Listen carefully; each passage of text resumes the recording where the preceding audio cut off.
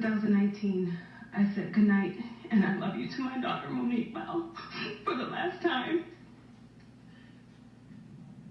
An emotional statement from the mother of Monique Bell as two of her killers are sentenced to life in prison.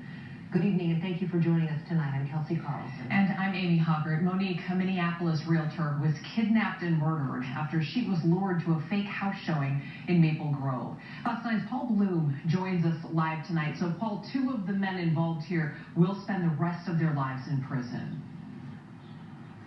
Amy, those two men, Cedric Berry and Barry Davis, part of a much larger, frightening and murderous conspiracy that really rocked Minneapolis some 20 months ago when they kidnapped and killed local realtor Monique Bell. Now, all this time later, in that emotion-filled and tension-filled courtroom, you can tell the loss of Monique continues to weigh heavy on her family. Today, telling me they would take a slight bit of satisfaction out of these life sentences, but explaining that nothing will bring the young woman back.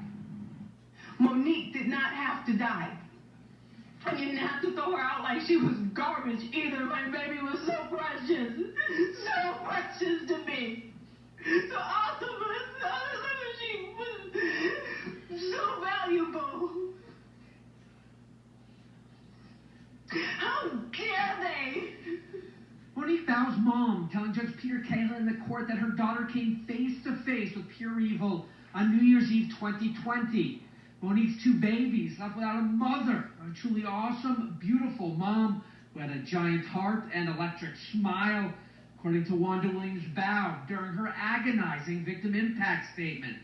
The Hennepin County jury convicted the two defendants, Barry Davis and Cedric Berry, on a handful of charges, including first-degree premeditated murder and the horrific slaying of a real estate agent, which apparently was part of a larger conspiracy to get at her boyfriend and the father of Monique's children over some kind of dispute connected to the music industry. According to evidence presented at trial, Monique Bell was lured to a bogus home showing, kidnapped in the back of a U-Haul truck, tortured, and then executed. Her body tossed out into a North Minneapolis back alley. Both men maintaining their innocence, even as Judge Cahill handed down sentences of life in prison without the possibility of release. And I also would just like to say sorry. Something that I thought I would never say.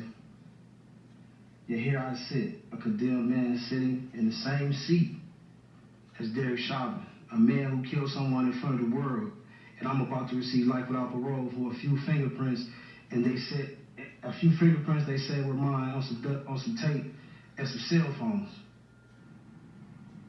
And one other important point from the courtroom today, Judge Peter Cahill actually tacked on an additional 240 months, so 20 years on top of those life sentences. Those 20 years have to be served after the life sentences. The reason Judge Cahill executed that sentence today, he said, in case the laws ever change, he never wants these two men ever getting out of prison.